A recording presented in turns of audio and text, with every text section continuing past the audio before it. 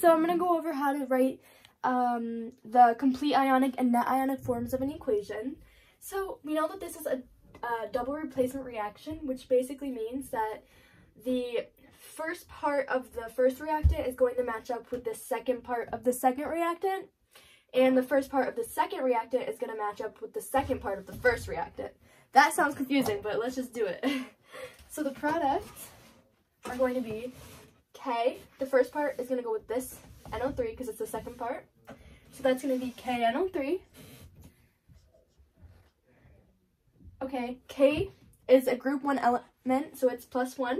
NO3 nitrate is a polyatomic ion with a -1 charge, so this is good. We don't need to change any subscripts. And you have to know your solubility rules. So group 1 metals in salts are typically soluble, and nitrate is always soluble as well. So this is definitely aqueous.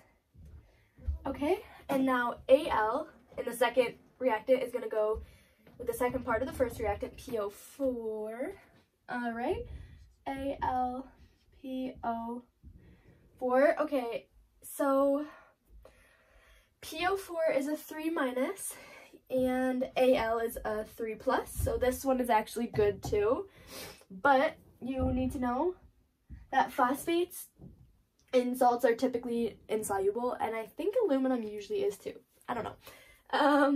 Okay, now we have to make sure it's balanced. So starting with we have 3 Ks on the left, 1 on the right. We're gonna just put a 3 Ks, 1 PO4, 1 PO4, 1 aluminum, 3 NO3s, 3 NO3s. So this baby's balanced. This is the molecular equation. Molecular. So when you're asked to find the net ionic equation, what you're going to do is break everything up into its ions first. Okay, so K3, the subscripts are going to become a coefficient. So this subscript 3 becomes a coefficient 3. So 3K, and K has a +1 charge. It's still aqueous. Okay, plus this is a polyatomic, so it stays together. PO4, and that has a -3 charge. Also still aqueous. Plus,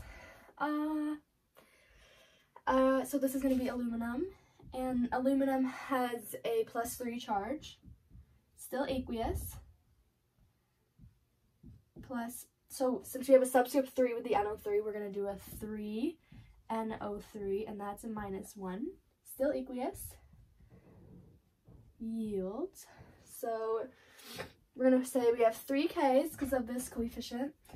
3K plus, still aqueous, plus 3 NO3. And that's minus aqueous. Okay, when we have a solid, which is considered a precipitate, it's just a solid that forms in the product, we keep it together. We do not separate it into ions because it's a solid, it's not going to dissociate. The water molecules cannot get between, no. So we're just going to keep that AlPO4 solid.